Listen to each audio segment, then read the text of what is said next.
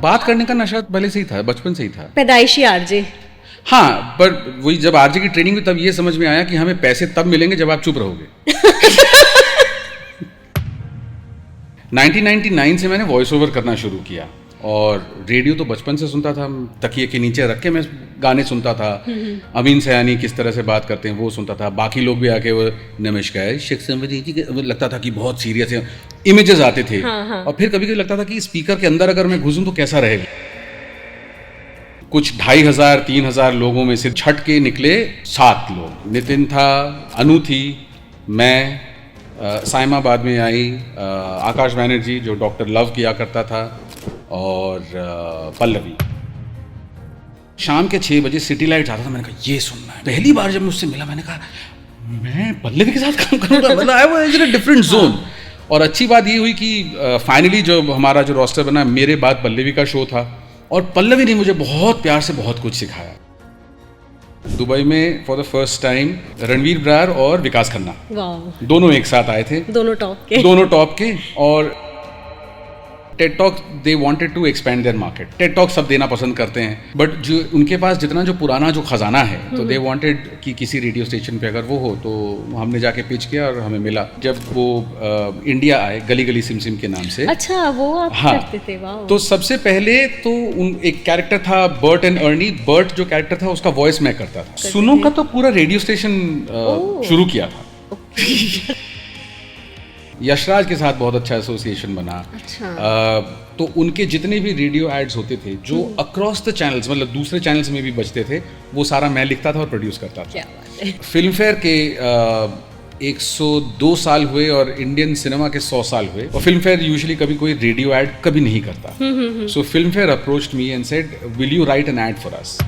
Aahana Kumra, Anupam Kher, Arjun Mathur, made in heaven वाले, सुनील ग्रोवर तो कहते पाजी मैं किसी इंटरव्यू में इतना एंटरटेन नहीं हुआ हूँ। मिर्ची में भी एक शो है जो आज तक कोई नहीं जानता कि वो मैंने किया है। कौन सा? It was called Santa the great. Aryan media presents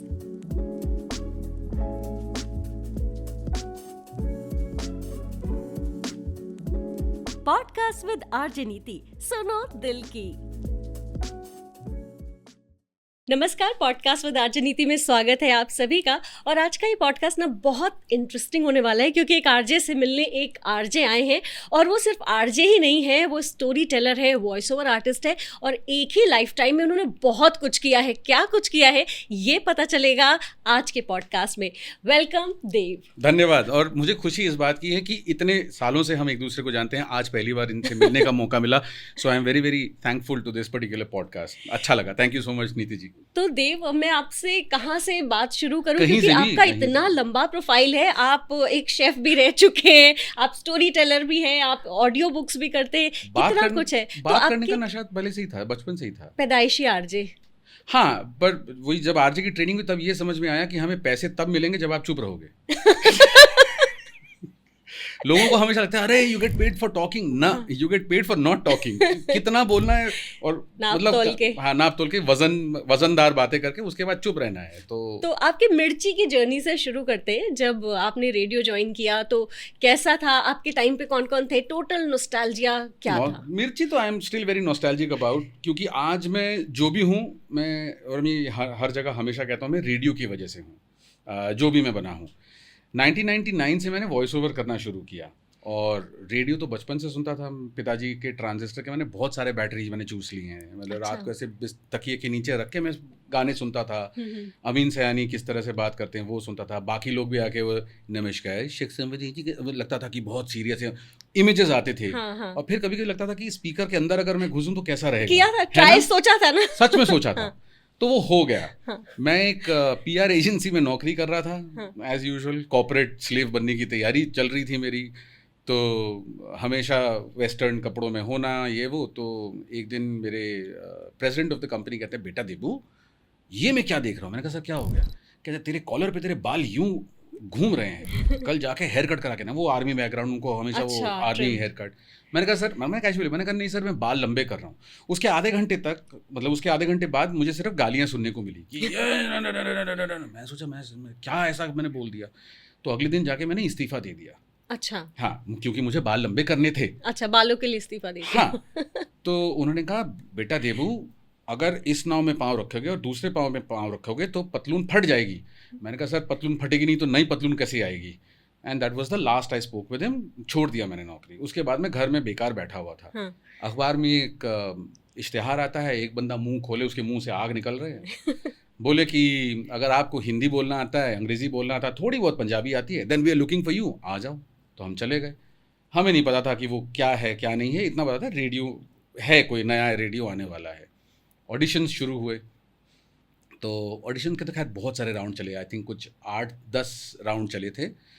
पहली बार जब ऑडिशन देने गया तो हमें एक 11-12 पन्ने का एक ग्रंथ हमें पकड़ाया गया। बोला कि ये लो पढ़ लो, सबको पकड़ाया गया। मैंने कहा ये इतना कौन पढ़ेगा। मैंने फर्र करके देखा, एक में डायलॉग्स लिखे थे जेम्स बॉन्ड के, पेज नंबर 3 पे शहरों को नाम थे। तो मैंने वो ऐसे एक बार देखा, मैंने कहा ये मैं नहीं पढ़ रहा। मैं ऐसे ही बैठा हुआ था और सबको सीरियल नंबर दिया गया था। तो फिर जब मेरी बारी आई, मुझे एक स्टूडियो में मैं अंदर दाखिल हुआ। अंधेरा, बड़ा अच्छा लग रहा है। एक तो मुझे स्टूडियो लाइब्रेरीज मुझे बड़ा अच्छा लगता है, एक तो वहाँ पे शांति होती है, एसी बहुत बढ़िया चलता है। तो मुझे नौकरी भी ऐसी ही जगह करनी थी। तो मैं अंदर घुसा तो हेडफोन पहना तो बोला कि नाम मत बताना, अपना नंबर बताओ। मैंने बताया। फिर मुझे कहा पेज नंबर 3 में जाओ और शहरों के नाम पढ़ो। मैंने कहा ठीक है। मेरा पहला राउंड मैंने सिर्फ 3 शहरों के नाम पढ़े थे। मुझे बोला कि जाओ। मैंने कहा मैंने इतना क्या ख़राब किया कि मुझे बोल दिया जाओ। मुझे लगा मैं बहुत स्टाइल से बोल रहा था। हाँ। तीसरे शहर का नाम मुझे आज भी याद है। ऑस्ट्रेलिया का शहर है ब्रिस्बेन, BRISBANE। ज़्यादातर लोग बोलेंगे ब्रिस्बेन, मैंने बोला ब्रिस्बेन, टिक लगा। अच्छा। वो देख रहे थे कि आपकी ज़ुबान कितनी साफ़ है। ये करते करते कई सारे राउंड हुए। फिर लिखने का राउंड हुआ, ये हुआ वो हुआ। उसके बाद जाके कुछ 2500-3000 लोगों में से, दिल्ली में लोगों में से छट के निकले 7 लोग। तो मतलब नितिन था, अनु थी, मैं, साइमा बाद में आई, आकाश बैनर्जी जो डॉक्टर लव किया करता था, और पल्लवी। जिस दिन पहली बार पल्लवी से मिला उस दिन तो मेरे आंखों में आंसू आ गए, क्योंकि मैं क्लास 12 में मैं उसको सुना करता था। हाँ। और रेगुलरली सुना करता था। इकोनॉमिक्स समझ में नहीं आ रहा था, नेशनल इनकम अकाउंटिंग मेरे यहाँ वहाँ से उड़ता था। मगर शाम के 6 बजे सिटी लाइट्स आता था। मैंने कहा ये सुनना है। मैंने कहा रेखा है ये आवाज़ तो। तो पहली बार जब मैं उससे मिला मैंने कहा मैं पल्लवी के साथ काम करूँगा। मतलब I was in a different zone. और अच्छी बात ये हुई कि फाइनली जो हमारा जो रोस्टर बना, मेरे बाद पल्लवी का शो था, तो हमारा हैंडशेक बहुत फेमस हुआ। और पल्लवी ने मुझे बहुत प्यार से बहुत कुछ सिखाया। तो मेरे लिए तो वो जेन्युइनली वो रेडियो की गॉडेस ही है वो। और पूरे मतलब मुझे देवा बुलाने वाली एकमात्र वही है। अच्छा। मैं इसलिए अभी भी मैं प्रेजेंट टेंस में कहता हूँ बात, हालांकि उसको गए हुए 6 साल हो गए। बट एक दिन उसने मुझे कहा था देवा। मैंने कहा हाँ। अपनी गर्लफ्रेंड से ऐसे बात करता है? मैंने कहा नहीं। तो गर्लफ्रेंड की तस्वीर है? मैंने कहा हाँ। कहता निकाल। तो मैंने बटुए से निकाला। कहता है रख इधर। मैंने रखा। कहता अब इसको देख और अब बोल। तो मेरे बोलने का स्टाइल चेंज हो गया, intimate, you know. So the way she taught me was, वो टीचर प्रकृति की इंसान है, वो टीचर थी। तो बहुत, जिसे कहते हैं ना, बहुत प्यार से सिखाया। वो अलग बात है कि हम सिखाने वाले बहुत भी थे, सीखा बहुत, मज़ा बहुत आया। तो यहाँ से तो बाद में आपने भी कईयों को सिखाया? हाँ, आदत है। रेडियो में मैंने कईयों को सिखाया। मतलब मिर्ची में उसके बाद जब दूसरे राउंड में बच्चे आने शुरू हुए, बच्चे बोल रहा हूँ खैर, हाँ, उम्र का तकाजा। तो जब अनंत आया उसको ट्रेन किया। पहले आरजे हंट में जो सिलेक्ट हुआ था वाइल्ड कार्ड एंट्री से, वो भी नवेद, हाँ। उसको भी रेडियो, मतलब वो बेचारा, उसको कुछ नहीं पता था, उसको प्रॉपर, हाँ। उसको मतलब ट्रेन किया। और अब तो कितना अच्छा कर रहे हैं वो तो बिल्कुल। और मेरी ट्रेनिंग की वजह से नहीं, वो अपने हुनर की वजह से, ये मैं कभी नहीं कहूँगा। बट हाँ, पढ़ाने का मुझे साथ में बहुत शौक था। इसलिए जब मैं दुबई में 10 साल जो था, दुबई में भी रेडियो करता था और उसके साथ साथ मैं पढ़ाता था। 2 यूनिवर्सिटीज़ में पढ़ाता था, बहुत मज़ा आता था। तो वो है, वहाँ पे भी रेडियो भी पढ़ाता था। और हाँ, तो दुबई में भी काफ़ी कुछ किया आपने। हाँ। रेडियो भी किया और लेक्चरर भी रहे वहाँ पे। हाँ। और शेफ़ का भी कुछ किया? खाने का बहुत शौक था। हाँ। हूँ बंगाली। बनाने का भी? बनाने का बहुत, बहुत। तो खाना बनाना भी आता था, खाना भी आता था। खाना बहुत अच्छा आता था।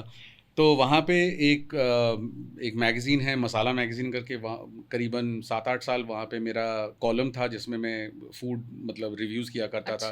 रेस्टोरेंट्स बड़े आदर से बुला के कहते थे प्लीज़ आइए खाइए। तो उनको पता था कि मैं वो वैसा खूसट वाला इंसान हूँ, अगर अच्छा नहीं हुआ तो मैं वही लिखूँगा। तो एक नाम नहीं ले रहा, एक बहुत बड़ा रेस्टोरेंट लंदन से उन्होंने दुबई में पहला उन्होंने वो किया था, तो एक इंडियन डिश बनाया था जिसमें उन्होंने ऑस्ट्रेलियन लैम्ब इस्तेमाल किया था जो काफ़ी गेमी होता है। अब इंडियन मीट्स में वो स्मेल नहीं होता, तो मैंने उनको पूछा ये आपने क्यों किया, तो शेफ़ ने बोला था ये बहुत बढ़िया है। मैंने कहा हाँ पर स्मेल का आप क्या करेंगे, क्योंकि मैंने कहा अगर आप इंडियन पेश कर रहे हैं तो खैर to cut a long story short मैंने थोड़ा सा नेगेटिव रिव्यू लिख दिया। फिर सब मेरे बीच बढ़ गए, सर आप वाउचर ले लो, आप दोबारा आओ डाइन करो। मैंने कहा नहीं मैं ऐसा हूँ, अब लिख दिया सो लिख दिया, तो ऐसे ही है। और बट हाँ कुछ इंटरेस्टिंग लोगों से मिलने का मौका मिला। सबसे पहले अतुल कोचर से मिले जब उन्होंने अपना रेस्टोरेंट स्टार्ट किया था दुबई में। फिर सबसे पहली बार और इन दोनों का एक साथ इंटरव्यू लिया था दुबई में for the first time, Ranveer Brar और विकास खन्ना, दोनों एक साथ आए थे, दोनों टॉप के। और रणवीर पाजी उस वक्त क्रॉस ओवर कर रहे थे from US to back to India. अच्छा। तो क्यों जिसके बाद उनके वो टीवी में वो स्नैक अटैक और वो सारे काफ़ी शुरू हुए। एंड विकास पाजी वाज राइटिंग हिज बुक, तो दोनों से एज यूजुअल बहुत मस्ती वाली बातचीत हुई।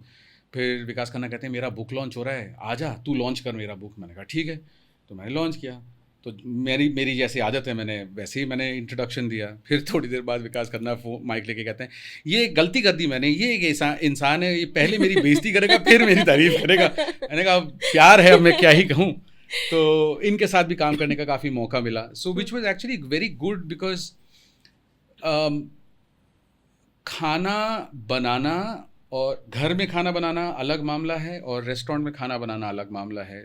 दोनों का अंतर, दोनों में किस तरह का एफर्ट डलता है, प्रोड्यूस कैसा होना चाहिए आपका, तो वो बहुत इंटरेस्टिंग लगता था। प्लस ZTV मतलब अगेन मीना रीजन दुबई में, वहाँ पे एक कुकरी शो भी होस्ट करता था, करीबन 2 साल किया था वो। अच्छा। बहुत मज़ा आया था। बहुत कौन सा शो था वो? नाम मैं भूल गया, जी पे आता था। और मेरे साथ होते थे शेफ अंकुर नहीं, नाम याद नहीं आ रहा, संजीव कपूर के मतलब छात्र थे। अच्छा। नाम अभी याद नहीं आ रहा मुझे। तो अच्छा, मीना रीजन में आपने टेड टॉक को भी काफ़ी प्रमोट किया। तो एक्चुअली हुआ ये था कि TED talk they wanted to expand their market, तो वो सोचे थे कि क्या करें कैसे करें। अब रेडियो टेड टॉक सब देना पसंद करते हैं, बट जो उनके पास जितना जो पुराना जो खजाना है, तो दे वांटेड कि किसी रेडियो स्टेशन पे अगर वो हो, तो हमने जाके पिच किया और हमें मिला। तो उनके लिए मैं मतलब पूरे मीना रीजन में I was the first Ted talk का क्यूरेटर। उनका हाँ, तो डायरेक्ट में NPR से मैं बात करता था। और उनको UAE के कस्टम्स, ट्रेडिशंस, बिलीव्स वो अपहोल्ड करना मेरा काम था। कि मैंने कहा जैसे उनके कुछ ऐसे टॉक्स होते थे जो दुबई में नहीं चल सकते थे, तो वो जैसे मैं रिजेक्ट करता था। मैं उनको बोलता था कि ये नहीं चलेगा, मुझे इसमें इस तरह का कंटेंट चाहिए। तो वैसा तो ये करीबन 1.5 साल करीब चला। तो that was also a very very good phase. बहुत मज़ा आया, सुनने को बहुत मिला। तो फिर वापस आप आए इंडिया? हाँ, 2016 में वापस आया। 16 में फिर यहाँ पे क्या क्या किया? पहले तो बैठा हुआ था, मुझे समझ नहीं आया कि ये हो क्या रहा है। हाँ, ये भी बहुत अजीब होता है कि कुछ हाँ, लोग कहते हैं ना घर वापसी, वो ठीक है, बट कल्चर शॉक लगा मुझे। मतलब अचानक से एकदम बिजी है, हाईलाइट हो रही है हर चीजें। उसके बाद मतलब एक जमाने में तो चलो हम भी मतलब वही सरोजिनी चांदनी चौक किया करते थे, पर अब लगता था अरे यार इतना जोर, इतना noise. But I mean jokes apart, देखा कि लोगों में पेशेंस कम हो गया है, बहुत ज़्यादा अग्रेसिव हो गए हैं, और बात करने का सलीका बहुत एग्रेसिव, हाँ, अजीब हो गया। तो फिर मैंने एक दिन रेडियो ऑन किया। मैंने कहा रेडियो ही सुनते हैं, अपना पुराना दोस्त तो रेडियो है। कान के सारे बाल जल गए। तो मैंने कहा ये तो मैं ये नहीं सुन पाऊंगा। बात करने का तरीका सब चेंज हो गया। फिर बाद में पता चला कि रेडियो जॉकी आप तब बन सकते हैं अगर आपका सोशल मीडिया में फॉलोइंग बहुत बढ़िया है, ताकि आप स्टूडियो में बैठ के नहीं कर सके। अब हम ऐसे वाले नहीं है। हम रेडियो मतलब माइक के सामने वाला, चलो भाई माइक ऑन, स्विच ऑन करके, क्योंकि हमें लगता था कि भाई अब हम टेक ऑफ करेंगे। यहाँ पे मतलब तो कुछ भी मेरा हाँ, तो फिर अलग अलग प्रोजेक्ट्स करना शुरू किया। बीच में 6 महीने एक रेडियो स्टेशन के साथ काम भी किया, जहाँ 6 महीने के बाद उन्होंने कहा कि आपको रेडियो करना नहीं आता। अच्छा। हाँ, तो मैंने कहा ठीक है, तो फिर इस्तीफा ही ले लीजिए। हाँ। तो फिर हमने छोड़ दिया, और इसके साथ साथ मैंने कई सारे प्रोजेक्ट्स पे काम करना शुरू किया, again which were very enriching, which were also radio based projects. Sesame street जब वो इंडिया आए, गली गली सिम सिम के नाम से। अच्छा, वो आप हाँ, करते थे? वाह। तो सबसे पहले तो एक कैरेक्टर था बर्ट एंड अर्नी। बर्ट जो कैरेक्टर था उसका वॉइस मैं करता था। अच्छा। तो 2 साल वो मैंने किया। हाँ। तो गुड़गांव में कहीं ऑफिस था ना उनका? पहले साउथ दिल्ली में ही था। अच्छा। हाँ, फिर एल्बाज का। उसके बाद वो शिफ्ट हो गए। तो फिर उन्होंने मुझे बुलाया कि उनके पास जितना भी उनके पास जो कॉर्पस है पुराना material, they wanted to use it on radio. अच्छा। अब टीवी राइटिंग और रेडियो राइटिंग अलग होता है। तो दे वांटेड समवन जो इसको रेडियो की तरह कर सके, और एक नया कैरेक्टर इजाद करना था। तो वो किया। क्या इजाद किया? तो एक कैरेक्टर था ग्रोवर करके। अच्छा। और वो जिस तरह से बात करता था, और उनके जो पुराने जो एपिसोड्स थे उसका मटेरियल बट रेडियो अंदाज से लिख करके। अच्छा। करीबन 2.5 साल तक उनका सीजन राइटर मैं था। हाँ, उनका पूरा सीजन राइटर मैं था। तो वो उनको एपिसोड्स लिख के देता था, वो जाता था प्रोडक्शन में। फिर जो मेरा लास्ट काम था, which was actually another big eye opener for me, ये भी उन्हीं के साथ, सेसमी के साथ यूनिसेफ का एक प्रोजेक्ट था जी, कश्मीरी बच्चों के लिए रेडियो पे। क्योंकि वो जिस माहौल में बड़े हो रहे थे, और ये मैं बात कर रहा हूँ कोविड के पहले की। अच्छा। तो उनके बड़े होने का, वो जिस माहौल में बड़े हो रहे थे वो बहुत अलग था, अलग है भी, हमारे तरह नहीं। सो उस सेंसिटिविटी को रखते हुए उनके साथ बात करना, या उनको किसी तरह का कोई एंटरटेनिंग कंटेंट देना, वो लिखना मेरे लिए मुझे बहुत अच्छा लगा था। तो that was a great project for me. तो बतौर क्रिएटिव डायरेक्टर वो किया।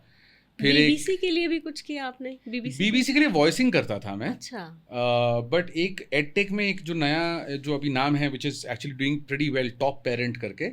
तो टॉप पेरेंट जब वो लॉन्च हो रहा था, तो उनके लिए काफ़ी सारा कंटेंट लिखा, जिंगल लिखा, पॉडकास्ट बनाया। तो वही मुझे एक बड़ा अच्छा इंटरेस्टिंग वो आया था ब्रेन बाजी। हाँ। उसमें भी आपने काफी कुछ किया है। क्या क्या किया था? तो ब्रेन बाजी अपना पहला ऐप था जो गेमिंग ऐप था, कि आप खेल रहे हैं और आपको क्विज कर रहे हैं। हाँ, क्विज कर रहे हैं, और आप लाइव वहाँ पे जो भी आपके हिस्से का जो पैसा होगा वो लाइव आप कैश आउट कर सकते हैं। तो फिर टाइम्स TIL ज्वाइन किया, टाइम्स इंटरनेट ज्वाइन किया गया। फिर ब्रेन बाजी के ऑडिशंस हुए। ऑडिशंस में भी बहुत मज़े आए, क्योंकि मैं बाज तो आता नहीं हूँ, मुझे माइक मिल जाए उसके बाद अपना, जैसे अभी भी मेरे 2-3 दोस्त कहते हैं कि दादा का पॉज बटन नहीं है, प्ले बटन तो है, पॉज बटन नहीं है। आप बता दीजिएगा, मैं पॉज दबा दूंगा अगर ज़्यादा लगे तो। तो but that was very nice. तो वो पूरा क्विजिंग, किस तरह से क्विज को कंस्ट्रक्ट करना है, कैसे करना है, फिर वो पूरा क्विज डिपार्टमेंट में संभालता था। और चला था करीबन 2 साल हम लोगों ने ब्रेनबाजी किया, बहुत मज़ा आया था। मज़े की बात यह है कि जो पहला जो क्विज शो जो ब्रॉडकास्ट हुआ था वो मैंने होस्ट किया था, और आखिरी भी मैंने ही किया था। अच्छा। तो जो शुरू करो वो ख़त्म भी करो। अच्छा था, वो बंद क्यों हो गया? वो आपको कंपनी से पूछना पड़ेगा। वो क्योंकि मैं बहुत लोगों से मिलती थी, स्पेशली जो कॉम्पिटिशन्स की प्रिपरेशन करते थे, तो वो लोग बहुत इन्वॉल्व रहते थे। करेक्ट, क्योंकि सवाल बहुत मजेदार होते थे। और आपको वही 30 सेकंड के अंदर आपको लॉक इन करना है, फिर थोड़ा सा ट्रिविया, थोड़ा सा कुछ, और सब कुछ लाइव हो रहा है। कि मैं जैसे आपसे बात कर रहा हूँ, मेरे नीचे एक स्क्रीन रखा होता था, उसमें आ गया कि अच्छा 13% ने ऑप्शन ए को डाला है, बट अफसोस गलत जवाब, इट इज ऑप्शन डी। और फिर उसके बारे में आवाज में होता था, लाइव होता था, it used to be 100% live. तो मतलब लाइव गेमिंग, मैंने सवाल पूछा, आप सबके पास 30 सेकंड्स का टाइम है, आपने अपना आंसर लॉक इन किया, मेरे पास डेटा आ गया, मगर अब जब तक वो 30 सेकंड्स जो आप यूज कर रहे हैं to lock in your answer, वो 30 सेकंड्स मुझे कुछ बोलना है, क्योंकि उसको खाली तो नहीं छोड़ सकता।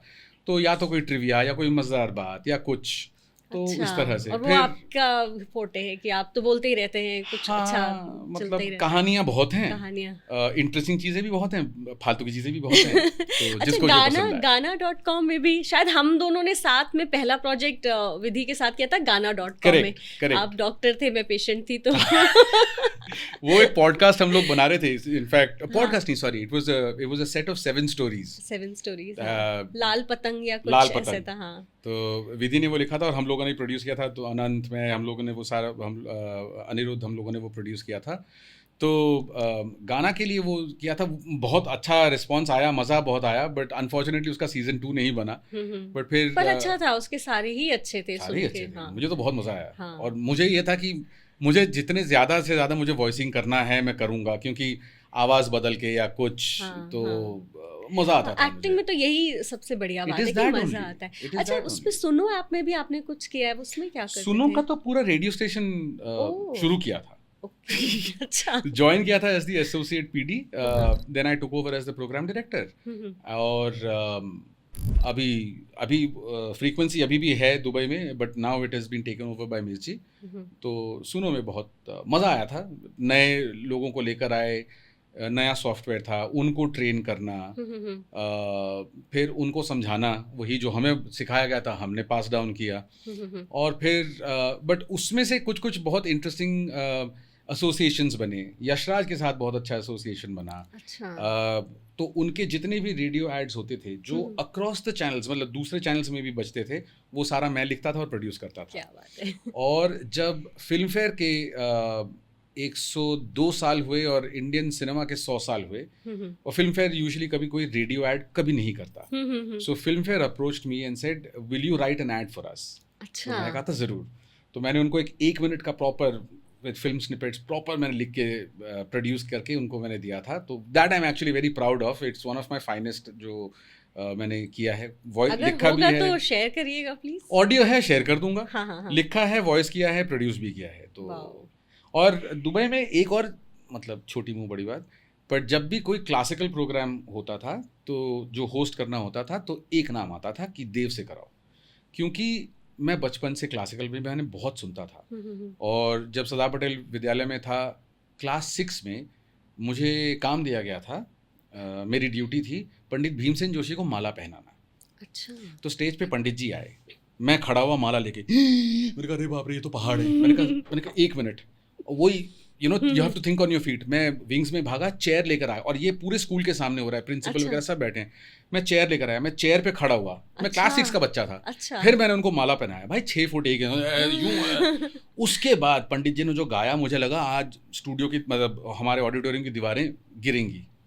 दैट वॉइस एंड जो वो गा रहे थे।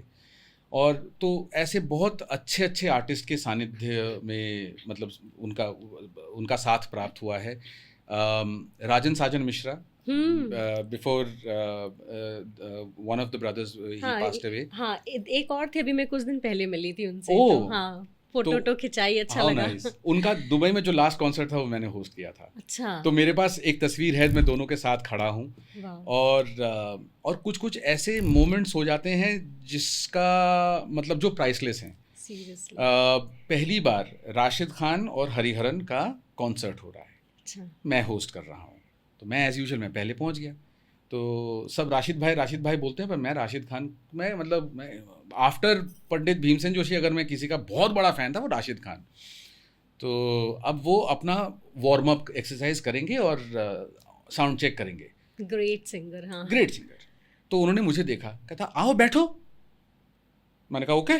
तो वो जहाँ प्रैक्टिस कर रहे हैं, जिस तख्ते पे बैठ के प्रैक्टिस कर रहे हैं स्टेज पे, वहीं साथ में मैं बैठा हूँ। 45 मिनट का उन्होंने पूरा राग गाया, जो उनका वॉइस वार्म अप भी था और उनका रियाज था। मुझे तो इतने नज़दीक मुझे कॉन्सर्ट देखने को मिला है। तो मैंने कहा ये पैसे से नहीं खरीदा जा सकता, ये किस्मत है। तो और फिर विंग्स में हरिहरन जी के साथ मौज मस्ती हो रही है, वहाँ पे राशिद खान गाए जा रहे हैं। हरि जी कह रहे हैं, देव ये राशिद कितना गाएगा, जितना वो लंबा गाएगा मुझे भी तो गाना पड़ेगा, इसको बोलो जल्दी करे। मैं कहा अरे गाने दीजिए ना, मेरी तबीयत ठीक नहीं है। तो फिर बट उनका बैंटर बहुत प्यारा था। और फिर जब दोनों साथ में स्टेज पे आए और दोनों ने जुगलबंदी की, दैट वाज इलेक्ट्रिक। मतलब मैं क्या बताऊं, तो मतलब ये खुशकिस्मती है मेरी कि ये सब करने को मिला है। कभी कभी हम लोग ऑडिबल या कुछ ऐसे ऑडियो बुक्स वगैरह सुनते हैं रात को सोते समय, तो एकदम से लगता है अरे ये तो देव की आवाज है, क्योंकि मैं आपकी आवाज पहचानती हूँ। आपके कान की दाद दूंगा। और बड़ा मजा आता है सुन के, और बहुत अच्छे से। तो पेंगुइन और रैंडम हाउस, मतलब इनके ऑडियो बुक्स पिछले 8-8.5 साल से इनके लिए मैं कर रहा हूँ। I am like one of the artist, but मैं रेगुलर करता हूँ। तो आप अगर मेरा नाम लिखेंगे तो रस्किन बॉन्ड के कई सारे किताबें आएंगी, खुशवंत सिंह की किताबें, not a nice man to know, partition वाला, Delhi the novel which is one of my most favourite books. मैं पूछने ही वाली थी कि By- आपकी फेवरेट कौन है, क्योंकि कोई कोई बुक पढ़ते हुए आपको भी मजा आ जाता है कि यार उसका रीज़न, उसके दो रीजंस हैं। हाँ। एक तो ये कि जब मैं स्कूल में था, सरदार पटेल में जब मैं था, तो खुशवंत सिंह के कॉलम्स आते थे हिंदुस्तान टाइम्स में, तो मैं पढ़ता था। तो एक दिन मैंने उनको चिट्ठी लिखा। अच्छा। अब मुझे आदत थी सबको ऐसे चिट्ठी लिखने की। खुशवंत सिंह ने पोस्ट कार्ड में इंक पेन से dear Dev Khushwant uncle, he अच्छा। Signed off as Khushwant uncle, उन्होंने मुझे चिट्ठी लिखा। मैं उस दिन हो गया पागल। हाँ। मैंने कहा अरे ये क्या हो गया। तो for me reading a book of his, and actually not one, I have read 3 of his I think, हाँ, for me that was a very, it was a huge thing. और दिल्ली शहर से मुझे बहुत प्यार है। मेरा बचपन जवानी सब दिल्ली में गुजरा है। जो दिल्ली मैंने देखा है वो अभी नहीं है, बट वो अभी भी यादों में ताज़ा है। और उसमें 1984 राइट्स के बारे में बहुत डिटेल से, तफसील से लिखा गया है। अच्छा। मैं क्लास 4 में था। 84। हाँ, रामकृष्ण मिशन में था। हमारे बस को फटाफट वापस भेज दिया गया। हम उसी बस में थे। कुछ कुछ जगह पे धुआं दिखना शुरू हो गया था। और मैं जिस इलाके में बड़ा हुआ हूँ वो पूरा सरदारों का इलाका है। मैं सरदारों के बीच में पला बड़ा हूँ। मेरे जेन्युइनली मेरे बचपन में मेरे 2 बेस्ट फ्रेंड थे। उनका नाम था सन्नी और दूसरे का नाम था हैप्पी। दोनों सरदार। हाँ, तो वो जो बोलते हैं ना हैप्पी, मैंने कहा हाँ हैप्पी मेरा दोस्त था। तो और जितना सेक्युलरिज्म और जितना प्यार मैंने देखा है कि किस तरह से हमारे उस इलाके का नाम था एकता पार्क। अच्छा, मालवीय नगर एकता ही में। रही थी। अच्छा। हाँ, वहाँ पे किसी के ऊपर किसी का एक बाल भी बांका नहीं हुआ, किसी के ऊपर कुछ नहीं हुआ। That amount of love and unity that I saw, crazy. तो जब उनके लिखे हुए वही चीज़ें जब मैं पढ़ रहा था, मतलब in the studio I actually had a sort of a breakdown because it was too emotional for me. So कुछ लोग होते हैं जिनके लेखन शैली में एक अलग बात होती है। So I mean सब बोलते हैं गुलजार साहब, Javed Akhtar, you know they genuinely have a way to your heart. और अगर आप जो एक्चुअल स्टोरी टेलर्स जिनको हम बचपन से पढ़ते हुए आ रहे हैं, रस्किन बॉन्ड, आज इतना सिंपल सादगी भरी कहानियाँ, मतलब आर के लक्ष्मण मालगुडी डेज हम पढ़ के बड़े हुए हैं। बाद में तो हमने देखा मास्टर मंजुनाथ, फिर अमिताभ बच्चन के साथ अग्निपथ में, अरे स्वामी, हम उसका हमने ये नहीं कहा कि वो अमिताभ बच्चन है, स्वामी। तो वो एक अलग इमोशन है। और किताबों का इमोशन सच कहूँ तो बीच में एक ऐसा स्टेज आया था कि सब कुछ scrolling screen, but because of this book reading मेरी आदत गई नहीं है। किताब मैं आज भी पढ़ता हूँ। माइथोलॉजी के लिए भी मैं कॉन्स्टेंटली पढ़ता हूँ। और किताबें जब, हाँ वो अलग बात है कि कभी कभी अटपटे से टॉपिक्स के ऊपर किताबें आती हैं, फाइनेंस के ऊपर आते हैं। अब जैसे जो ऑथर्स होते हैं उनको आवाज़ अच्छी लगती है तो कहते हैं नहीं इन्हीं से कराइए। सो डायमंड्स टू डस्ट और वो सब, कॉफ़ी कैन इन्वेस्टिंग, मुझे फाइनेंस नहीं समझ में आता, मुझे आज तक नहीं समझ में आता। मुझे नहीं पता कि मेरे कितने पैसे अंदर आ रहे हैं। वो मेरे लिए मेरा एक दोस्त बोल देता है, हाँ सुनो तुम्हारा इतना आ गया, तुम इस पे ऐसे करो। ओके, आर्टिस्ट ऐसे ही होते हैं, उन्हें नहीं मतलब मुझे समझ में नहीं आता है। आपका म्यूजिक का कलेक्शन भी बहुत स्ट्रांग है। मेरा एक्चुअली पीएलपी रिकॉर्ड्स। सच बताऊं तो मैं बचपन से मैं म्यूजिशियन ही बनना चाहता था, मैं सिंगर बनना चाहता था। अच्छा। हाँ, पर किशोर कुमार बन चुके थे तो मैं ऑब्वियसली तो आप गाते भी हैं? हाँ, बाथरूम घराना है मेरा। हम सुनेंगे आपका। नहीं उसके लिए बाथरूम में जाना पड़ेगा। 2 लाइन तो गानी पड़ेगी। तो ठीक है, तो देखा मैं बेशर्म हूँ। तो ये विनाइल्स एज इन पुराने रिकॉर्ड्स का शौक मुझे दुबई से वापस आने के बाद लगा। इनफैक्ट जब मैं दुबई से आ रहा था तो मणिपाल यूनिवर्सिटी में जहाँ मैं पढ़ाता था, तो वहाँ के कुछ स्टूडेंट्स ने मिलकर एक टर्न टेबल और एक एलपी मुझे गिफ्ट किया था। तो मैंने कहा ये तो शुरुआत हो गई। फिर वापस आया और मेरा जो सबसे जिगरी है brother from another mother, Anant, he has a huge collection. तो फिर उसके साथ बैठ के हम लोग गाने सुनते थे। तो फिर उसने कहा दादा तू भी, मैंने कहा हाँ मुझे करना है। तो फिर धीरे धीरे मैंने भी अपना कलेक्शन बनाना शुरू किया। तो अभी हैं कुछ रिकॉर्ड्स हैं जो मुझसे भी उम्र में बड़े हैं। अच्छा। हाँ, और कुछ हैं जो बहुत ही छोटे हैं। जैसे आपसे बड़े उम्र में क्या है? बेगम अख्तर का है first pressing, it's a red dog. Pandit Ravi Shankar का है, that is also the first pressing, it's a red dog. Raag Yaman एक साइड में है, दूसरी साइड में कुछ और है। सो ये सब मुझसे उम्र में बड़े हैं, क्योंकि ये 1974 की प्रेसिंग है, पहला फर्स्ट बैच, मतलब अलग ही मतलब फीलिंग आती है। सो और उसमें तो वो वाला है बेगम अख्तर का वो हमारे अटरिया पे, अरे वाह, क्या तो बात है। गजब, मतलब तो गजब। वही सुना दीजिए 2 लाइन। नहीं वो गुस्ताखी नहीं करूँगा आपको, वैसे कुछ। अच्छा, आपका फेवरेट कोई किशोर नहीं, कुमार मेरे का तो या मेरे कुछ? ऐसे तो मेरे बहुत फेवरेट हैं। तो किशोर कुमार का एक आपको मैं सुनाता हूँ, क्योंकि ये गाना मुझे इसलिए बहुत अच्छा लगता है बिकॉज इस पूरे गाने में, गाने के पहले देखिए मैं कितना मैं आपको मैं ज्ञान बटोर रहा हूँ आदत से मजबूर नहीं, but this is actually genuinely one of the things that I love about Kishore Kumar and Mohammed Rafi, the way they used to sing songs. वो गाने आज भी इसलिए जीवित हैं। तो ये इस पर्टिकुलर गाने में किशोर कुमार के गाने के 2 स्टाइल्स हैं, एक जहाँ पे वो प्रॉपर पिचिंग कर रहे हैं और एक जहाँ पे वो आवाज़ को बिल्कुल नीचे ले आके क्रूनिंग करते हैं।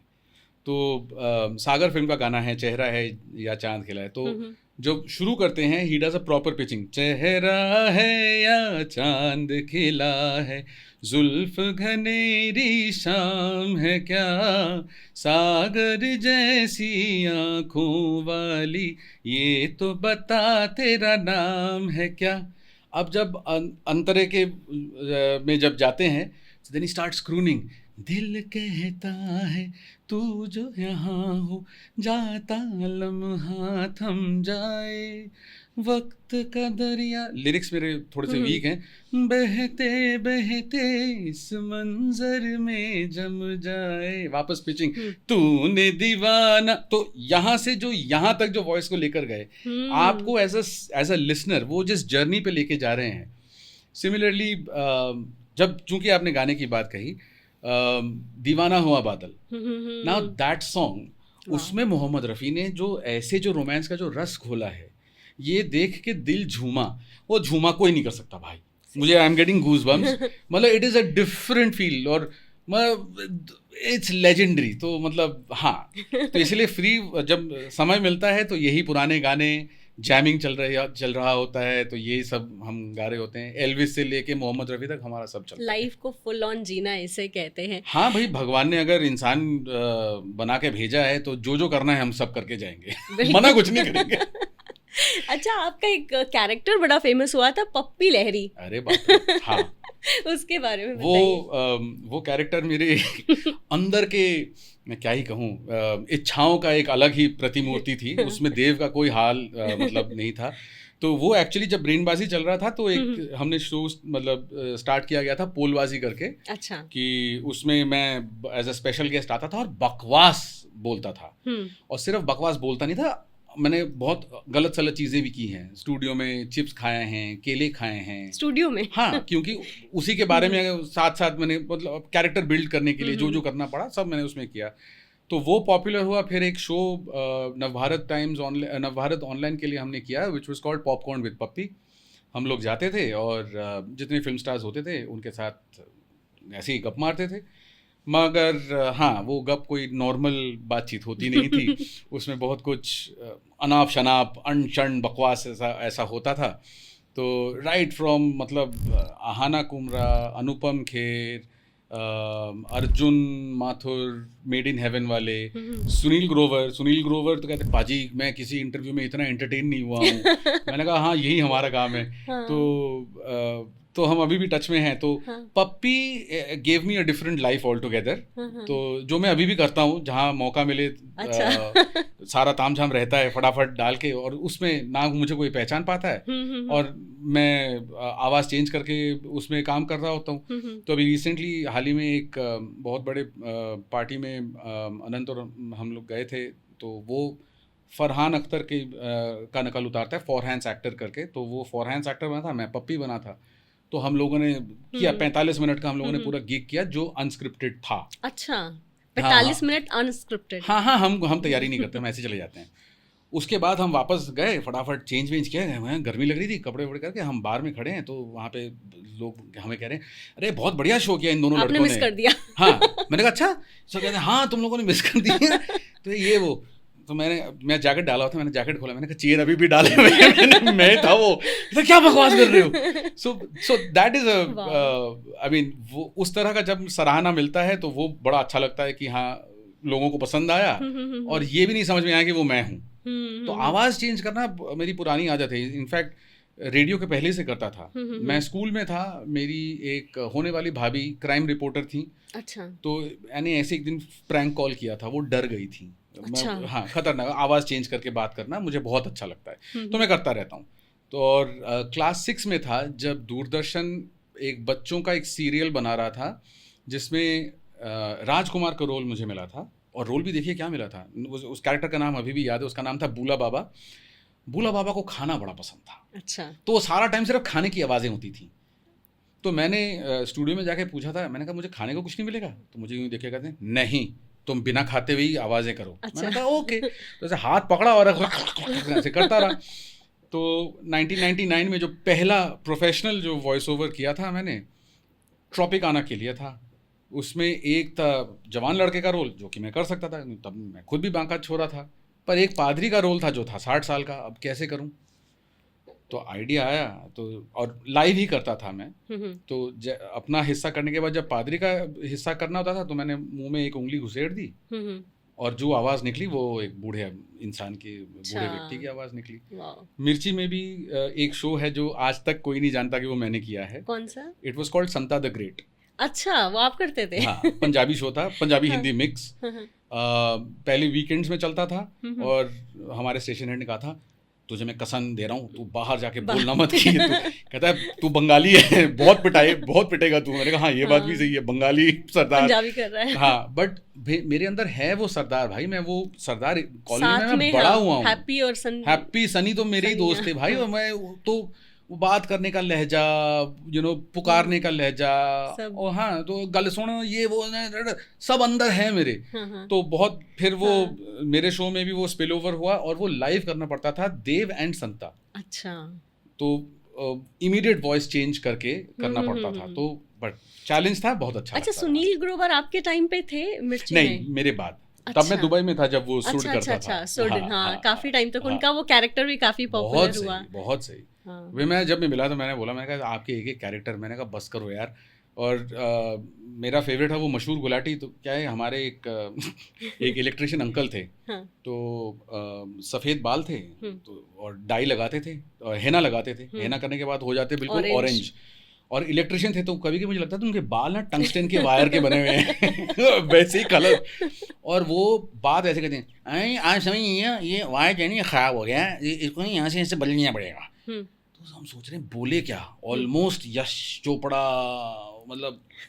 तो जब ये इन्होंने मशहूर गुलाटी की ना, व्हाट ए बिजी डे, मैंने कहा अरे गिरधारी अंकल ये कैसे वापस आए। तो हाँ, तो ऐसे उल्टी सीधे मजाकिया हरकतें हमने बहुत की। तो वैसे तो लग रहा है कि आपने पूरे लाइफ दिल की ही सुनी है।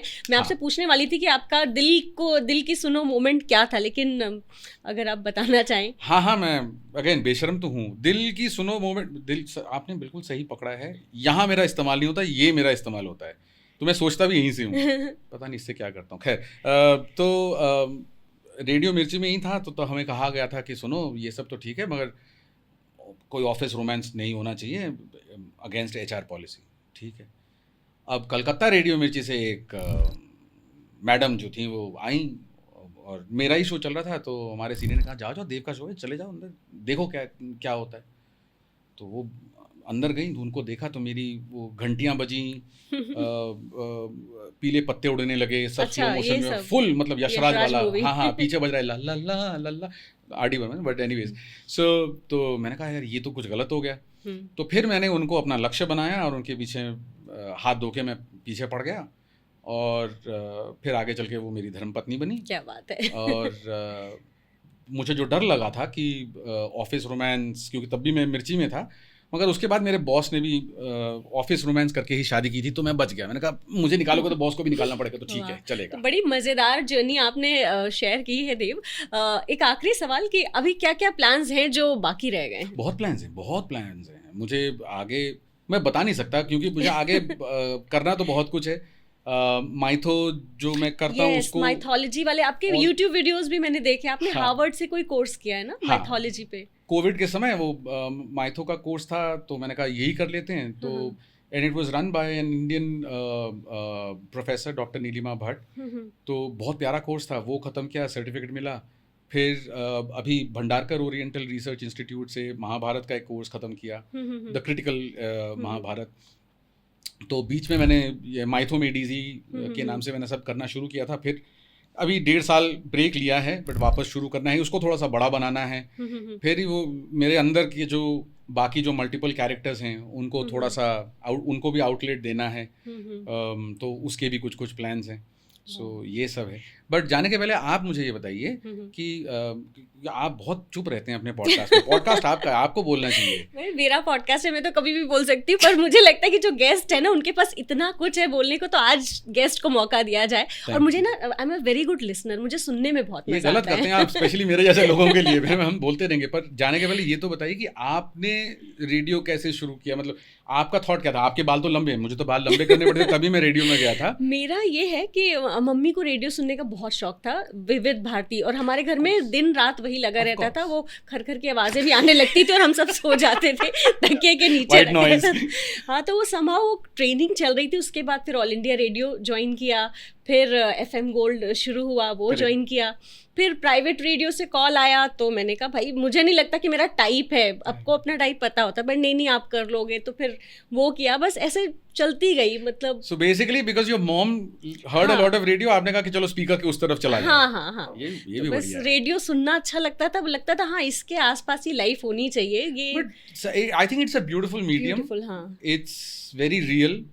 आप और हम आवाज के खिलाड़ी हैं, आवाज से भांपते हैं लोगों को सबसे पहले। तो वो मुझे आई थिंक अच्छी आवाजें मुझे बहुत फैसिनेट करती हैं। अगर फोन पे भी किसी की अच्छी आवाज है, इनफैक्ट मेरी शादी भी ऐसे ही हुई कि जब पहली बार कॉल सुना, हेलो, अच्छी सी आवाज आई तो मुझे लगा हाँ, ये कुछ इम्प्रेसिव सी आवाज है। उसके बाद जब आपने कहा कि घिया तोरी लेकर आओ, उसमें तो आवाज तो चेंज हो ही गई होगी क्योंकि टेलीफोन वाला वॉइस अलग होता है इम्प्रेस करने वाला। हम जानते हैं, हम खुद कर चुके हैं। चलिए अभी आपको मिलवाती हूँ आफ्टर द बिल्कुल। पॉडकास्ट। और पार्ट 2 में आपको पता चलेगा कि घिया तोरी के लिए आवाज को कैसे तैयार किया जाता है। ठीक है देव, बहुत मजा आया Thank you आपसे so बात much. करके। Thank you so thank you much. So much for coming. Thank you, और my आगे pleasure. भी आते रहिएगा, जो आगे जो आपके कारनामे हैं हमारे साथ शेयर करते रहिएगा। मैं बेशर्म हूँ, जब आप बुलाओगे मैं आ जाऊंगा। तो ये पिक्चर अभी बाकी है मेरे दोस्त। आज के लिए बस इतना ही, लेकिन हम आगे भी ऐसे ही और बातचीत करते रहेंगे। आज की बातचीत कैसी लगी हमें ज़रूर बताइएगा।